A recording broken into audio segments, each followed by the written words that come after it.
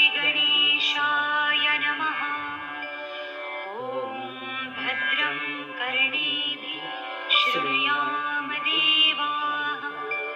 भद्रं पश्येमाक्षभिर्यजत्राः, स्थिरैरङ्गैः व्यशेम देवहितं यदायुः।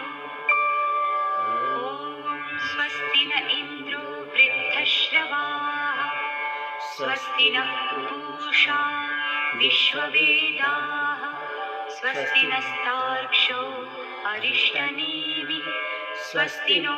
बृहस्पतिर्दधातु। ॐ शान्ति शान्ति शान्ति। ओम नमो भगवते भगवद्गीताय भक्त्यक्षं तत्त्वमसि त्वमेव केवलं कृपासि त्वमेव केवलं।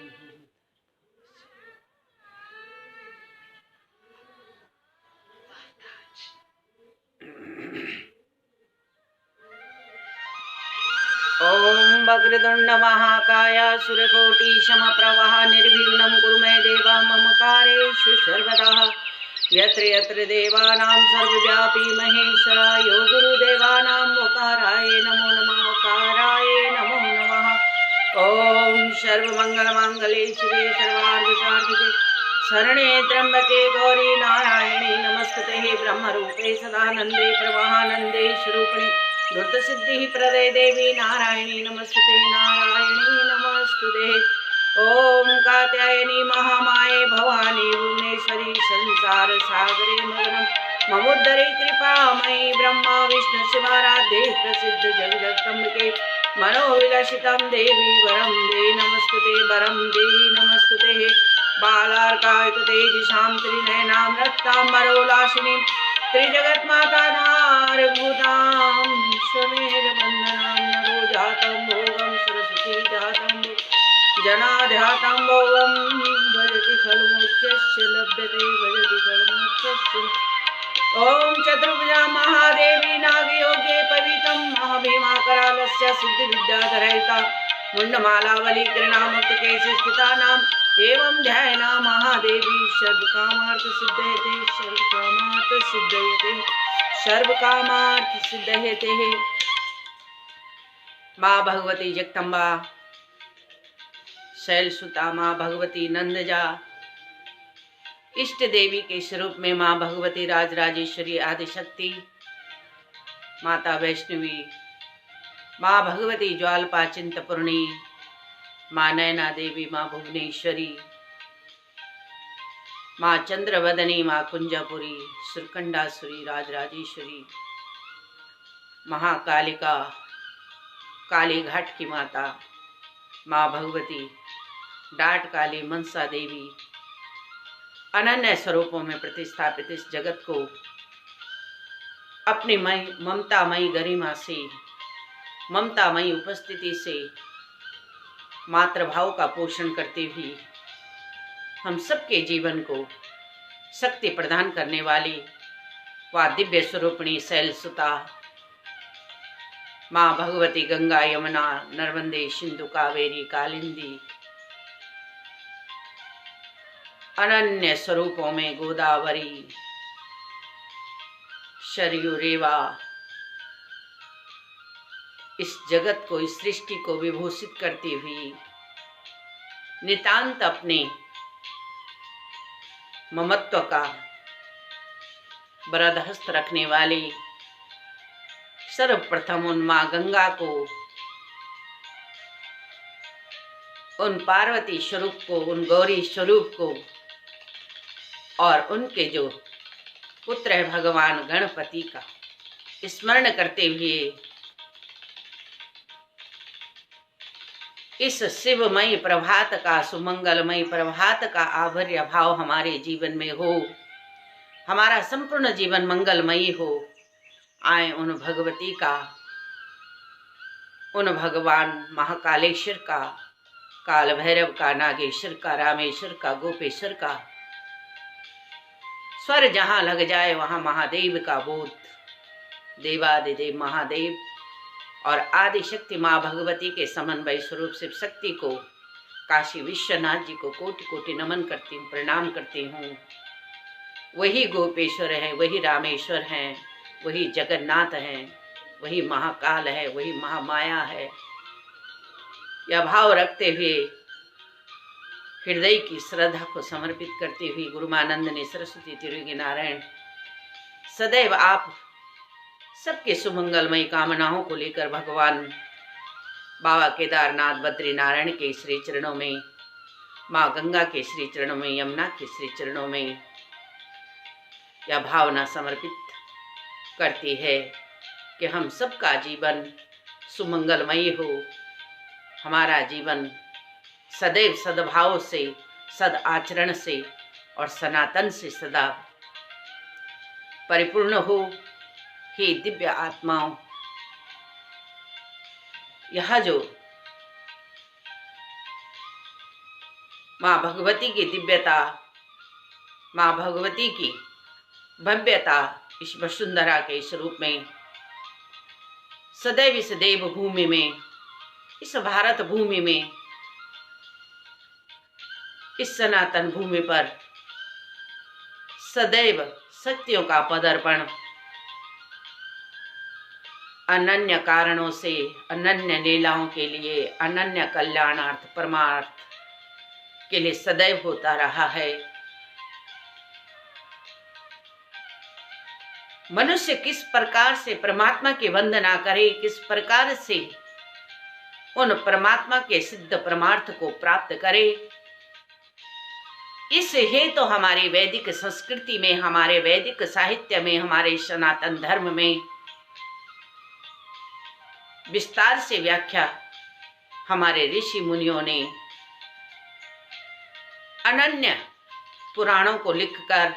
वेदों का विस्तार कर हमारे सुमंगलमय जीवन के लिए यह परमात्मिक निधि हमारे लिए सौंपी है। इस जगत में मनुष्य के कल्याणार्थ, जीव के कल्याणार्थ, कि हमारा जीवन सदैव परमार्थी हो, परमानंद को प्राप्त करे और अंततः मनुष्यता का बोध कराकर इस समाज के लिए, इस संसार के लिए एक प्रेरणा का स्रोत बने।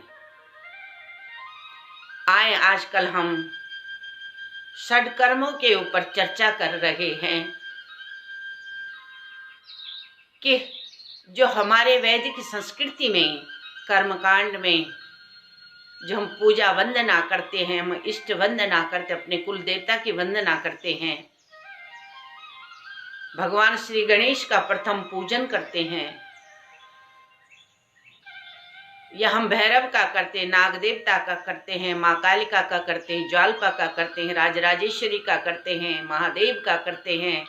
अनन्य स्वरूपों में जो भी हमारे कुल देवता हैं, तो उनका पूजन करने के लिए हम जब पूजन करते हैं, प्रार्थना करते हैं, हमने दिशाओं पर विचार किया, ऋतुओं पर विचार किया, 24 घंटे का जो हमारा समय होता है उस पर विचार किया है, वहाँ पर मासिक जो होता है वो किस तरीके का हम उस पर विचार करें, किस माह किसकी पूजा होनी चाहिए, प्रार्थना का समय क्या होना चाहिए, हवन का समय क्या होना चाहिए, दिशाएं कौन सी होनी चाहिए। अब अंत में हम हवन सामग्री पर पहुंचते हैं कि जब हम षड्कर्म में, जब हम षड्कर्म के प्रयोग हेतु जब हम सिद्धियों को प्राप्त करने के लिए सकारात्मकता, सुंदर सोच रखते हुए जब हम परमात्मा का नंदन और वंदन करते हैं, प्रार्थना करते हैं, पूजा करते हैं, पाठ करते हैं, ग्रहों की शांति करते हैं, तो हमको किस लकड़ी का हवन सामग्री पर आज हम चर्चा कर रहे हैं कि कौन सा शांति कर्म के लिए कौन सी लकड़ियों का हम प्रयोग करें, कौन सी हवन सामग्रियों का प्रयोग करें कि हमें उसमें सिद्धि प्राप्त हो, हमारा कार्य सुगम हो, सुंदर हो, पॉजिटिविटी हमको प्राप्त हो। इसके लिए षडकर्म में प्रयोग के अनुसार हवन सामग्री पृथक पृथक ही लगती है। प्रत्येक षडकर्म के लिए 6 प्रकार के कर्म होते हैं और इन कर्मों को करने के लिए अलग अलग प्रकार के जब हवन सामग्री करते हैं, जो पूजा होती है सामान्यतः 6 प्रकार की होती है। हम षडकर्मों के नाम से उनको जाना जाता है। तो साधक को चाहिए कि जैसा कि प्रयोग करें उसी के अनुसार हवन हमको करना चाहिए। शांति कर्म में दूध, घी, तिल और आम की लकड़ी से करना चाहिए। पुष्टि कर्म में दही, घी, बेलपत्र, चमेली के फूलों से, कमल गट्ठा से, चंदन, जौ, काले तिल तथा अन्न मिलाकर, और आकर्षण प्रयोग में चिरौंजी, तिल, बिलपत्र से, वशीकरण में राई, नमक से, और उच्चाटन में काग पंख पर घी लगाकर सान कर धतुरे का बीज मिलाकर तथा अन्य जो किया जाता है वो धतुरे के बीज को मिलाकर करना चाहिए। कहने का तात्पर्य है कि जो हमारा शांति कर्म है, वैसे विशेषता हमारे जो विद्वान लोग हैं शांति कर्म के लिए ही, क्योंकि ग्रहों की शांति के लिए, स्थान शांति के लिए, कुल देवता की शांति के लिए, इष्टों की शांति के लिए, पितृ देवताओं की शांति के लिए जो भी हम जो भी कर्म करते हैं, षट कर्म करते हैं, पूजा अर्चना करते हैं, हवन करते हैं, उनके लिए तिल, जौ, आम की लकड़ी पर सर्वोत्तम जो है शांति कर्म के लिए कमल गट्ठा से हम कर सकते हैं। अब इसमें थोड़ा सा अलग अलग करके भी हम बता सकते हैं कि जिस प्रकार से हम ग्रहों के शांति के लिए करते हैं, इसमें तिल, जौ, सतनाजा मिलाकर, और इसमें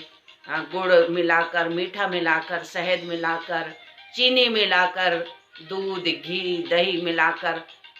और श्वेत पुष्पों से शांति कर्म के लिए हम इस प्रकार का हवन कर सकते हैं। दूसरा, अगर हम धन प्राप्ति के लिए और धन प्राप्ति के लिए अगर हवन करते हैं तो उसमें कमल गट्ठा, तिल, जौ, शहद, गुड़ और खीर से नारियल का बूरा मिलाकर उसमें हम माँ भगवती का मिश्री मिलाकर हम माँ भगवती को प्रसन्न करने के, लक्ष्मी नारायण को प्रसन्न करने के लिए हवन करते हैं, तो हमें जो धन धान्य की प्राप्ति होती है। और इसके लिए हमने सही तरीके से कौन सा समय होना चाहिए, कौन सा दिन होना चाहिए, किस दिशा को मुंह होना चाहिए, कौन सा नक्षत्र होना चाहिए, कौन सा योग होना चाहिए, इस पर हमने चर्चा की है।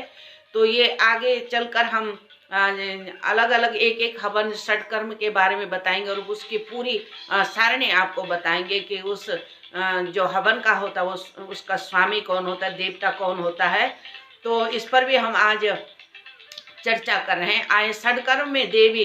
दिशा, ऋतु आदि के ज्ञान का जो है चक्र के अनुसार हम आपको बता रहे हैं। षट कर्म की देवी कौन है, दिशा कौन है, ऋतु कौन है, रंग क्या है, दिन कौन है और आसन कौन सा है, सीधा सा है, संक्षेप में हम आपको बता रहे हैं। तो शांति कर्म की जो देवी है वह रति है, और दिशा ईशान दिशा को मुंह करके करना चाहिए, ऋतु हेमंत ऋतु में करना चाहिए, और रंग श्वेत रंग में करना चाहिए, सफेद रंग हो, और दिन गुरुवार हो, आसन गज चर्म का हो। हाथी की जो खाल होती है, जो मरे हुए हाथी होते हैं उनकी जो खाल होती है उसके ऊपर बैठकर हमको यह पूजा, यह मंत्र शांति कर्म को करना चाहिए। और वशीकरण कहा, जो देवी है वह माँ भगवती सरस्वती एन श्रीम है, और इसकी जो दिशा है उत्तर दिशा है, और वसंत ऋतु है, श्वेत इसका लाल वस्त्र है, और ये सोमवार है, और ये भेड़ चर्म का यानी कि बकरी की खाल का जो आसन होता है, इसमें भद्रासन बैठकर माँ भगवती श्रीम की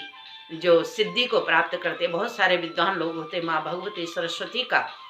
जो श्री विद्या का प्रयोग करते, श्री विद्या को प्राप्त करना चाहते हैं, उनके लिए यह जो है बहुत ही गुणकारी है। इसमें सोमवार के दिन ही अगर हम करें तो ये बहुत ही सिद्धप्रद होता है, और उत्तर दिशा की तरफ मुंह करके हो। और बसंत ऋतु में खास करके हम श्री विद्या का यदि बहुत लोग बहुत सालों तक करते हैं, लेकिन कुछ विद्वान लोग हैं जो अगर हम इन षटकर्मों की जानकारी रखते हैं तो अल्प समय में और बहुत भावपूर्ण तरीके से यदि हम माँ भगवती का श्री विद्या का यदि हम अपने जीवन में उसको उतारना चाहते हैं, विद्या बुद्धि को प्राप्त करना चाहते हैं, तो माँ भगवती सरस्वती का जो वंदन है, उनके जो मंत्र हैं ओम ऐम श्रीम का जो हम जाप करें तो वसंत ऋतु में करें, सोमवार के दिन प्रारंभ कर दें और निरंतर सोमवार के दिन ही हम इसके संपूर्ण इसका उद्घाटन करना चाहिए, इसका संपूर्ण करना चाहिए। उद्घाटन भी, इसका उद्घाटन का मतलब प्रारंभ भी सोमवार को होना चाहिए, बसंत ऋतु में होना चाहिए, और समापन भी इसका संपूर्ण, इसकी संपूर्णता भी जो है बसंत ऋतु में सोमवार के दिन ही होनी चाहिए। तो इसके लिए जो हमारा जो भेड़ बहुत सारी जैसे भेड़ मरती है उनके लिए जो है भेड़ का चर्म होता है, चर्मासन वो चाहिए होता है, और भद्रासन में बैठना चाहिए। स्तंभन के लिए इसकी देवी जो स्तंभन जो है जो एक षडकर्म है, इसमें माँ भगवती लक्ष्मी का स्वरूप है। तो इसको माँ लक्ष्मी को यदि प्राप्त करना है तो पूर्व दिशा की ओर मुख करके, और शिशिर ऋतु में जैसे आजकल चल रही है ऋतु, इसमें माँ लक्ष्मी को प्राप्त करने के लिए माँ भगवती का जो वस्त्र है वह पीला है, पीले वस्त्र पहनकर गुरुवार को और बागांबर पद्मासन में बैठना चाहिए। तो इन षड कर्मों के हमारे जीवन में बहुत बड़ी ये प्रभावशाली होते। बहुत सारे लोग बोलते कि गुरु माँ हमने बहुत प्रयत्न किया लेकिन हमको सिद्धि प्राप्त नहीं हुई। हमसे पांडे जी भी जुड़े थे रामनगर से, तो उन्होंने कई बार बोला कि हम वो कुंडलिनी जागरण के बारे में बहुत ज़्यादा पूछते हैं, अभी काफ़ी समय से उनसे मुलाकात नहीं हो पा रही है, लेकिन वो कह रहे थे कि हम जो अभी हमने कुंडली जागरण को प्रारंभ किया है तो इसमें उन्होंने किसी कच्चे गुरु से ये कार्य प्रारंभ किया और इसमें उनको बहुत तकलीफ हुई और उनको डॉक्टरों से दवाई लेनी पड़ी। तो हमने कुछ उनको शांत रहने के और शरीर को शांत करने के कुछ उपाय बताए थे, तो उनको काफ़ी लाभ हुआ था। तो ये जो गुरुवार को बागंबर पद्मासन में बैठकर कोई भी जिसकी इच्छा है और जो विद्वान लोग हैं वो संभवतः हमें लगता है कि वो इसी तरीके से जो भी कार्य करते होंगे, अगर आपको अपने कार्य में सिद्धि प्राप्त करने तो आपको ये जो वैदिक जो तरीका है इसको अपनाकर हम बहुत ही सरलता से सिद्धियां प्राप्त कर सकते हैं। एकाग्र मन होकर, एकाग्र चित्त होकर और सबकी संपूर्णता के लिए, सबके कल्याणार्थ और परमार्थ का जब हम कार्य करते हैं, पुण्य का जब हम कार्य करते हैं तो इसमें सफलता 101% मिलती है। ये हमने अपने जीवन में अनुभव किया है। और इसमें दूसरा इसमें उच्चाटन का है। उच्चाटन की जो देवी है माँ भगवती दुर्गा है और इसका जो दिशा है वैव्य कोण है। इसकी जो ऋतु है वर्षा ऋतु है और इसमें जो धूम्र रंग का जो है, इसमें धुंधला जो रंग है वो करना चाहिए। इसका जो वार है मंगलवार है और अर्ध स्वाति और उनका आसन, इसमें ऊंट का चर्म होना चाहिए। अर्ध स्वाति आसन का अर्ध बैठा हुआ अर्ध खड़ा कहने का तात्पर्य यह है। तो इस प्रकार से जो उच्चाटन है माँ भगवती दुर्गा इसकी देवी है और वैव्य कोण की ओर मुंह करके इसको हमको करना चाहिए। दूसरा जो इसमें जो दूसरा अध्याय से हम कहना नहीं चाहते हैं, लेकिन इसके लिए भी जो है ये विकटासन में बैठकर ही इस प्रयोग को किया जाता है। तो इस प्रकार से जो षड कर्म है हमारे शास्त्रों के अनुसार इस तरीके से जब हम करते हैं तो बिल्कुल ही हमको उपलब्धि प्राप्त होती है। और इसमें पहला जो आया है कि शांति कर्म का है, पहला जो षट कर्म है, दूसरा जो है वशीकरण का है, तीसरा जो स्तंभन का है, चौथा जो है विदेशन का है और उच्चाटन का है, दूसरा अभिकारण का है। तो इस प्रकार से षट कर्मों पर हमने चर्चा की और हमें आशा है कि जो विद्वान लोग इन सत्कर्मों के बारे में जानना चाहेंगे, जो जानने के इच्छुक हैं, नए जैसे बच्चे हैं, नई जो आने वाली पीढ़ी है, वो अपने पूजा पाठ को अगर तरीके से करते हैं तो निश्चय ही सफलता मिलती है। बहुत सारे बोलते हैं, हमारे एक दो आचार्य लोग हैं कि जैसे वो बहुत सुंदर पूजा करते हैं, तो उनको इस सब चीज का ज्ञान है कि कौन से दिन करना चाहिए। वो दिन देखते हैं, बार देखते हैं और समय देखते हैं, नक्षत्र देखते हैं कि ताकि यजमान को 100% सफलता मिल सके। कोई अपना पैसा खर्च करता है, कोई दान करता है, पुण्य करता है, और किसी कार्य हेतु अगर कोई व्यक्ति अपना पैसा खर्च कर रहा है तो उसको उसका लाभ मिलना चाहिए। तो ये जो शास्त्र हैं इनके बड़े वैज्ञानिक कारण है, साइंटिफिक रीजन है। और जब हम साइंटिफिक रीजन को देखते हुए इस कार्य को करते हैं तो 100%, 101% इसमें हमको सफलता मिलती है। तो इसी प्रकार से हमको सिद्ध योग और तिथियों के बारे में भी जो हम इसमें विचार करेंगे, और कल इस पर हम पुनः विचार करेंगे। आए भगवान भोलेनाथ और माँ भगवती गौरी के शरणागत होते हैं। ओम पार्वती परमेश्वराय नमः, ओम पार्वती परमेश्वराय नमः, ओम रामेश्वराय नमः, ओम गोपेश्वराय नमः, ओम रामेश्वराय नमः, ओम गोपेश्वराय नमः, ओम जगन्नाथ नमः, ओम नमो भगवते वासुदेवाय नमः, ओम नमो भगवते वासुदेवाय नमः। ओम श्री रामदूतं शरणं प्रपद्ये, श्री रामदूतं शरणं प्रपद्ये, श्री रामदूतं शरणं प्रपद्ये, श्री रामदूतं शरणं प्रपद्ये।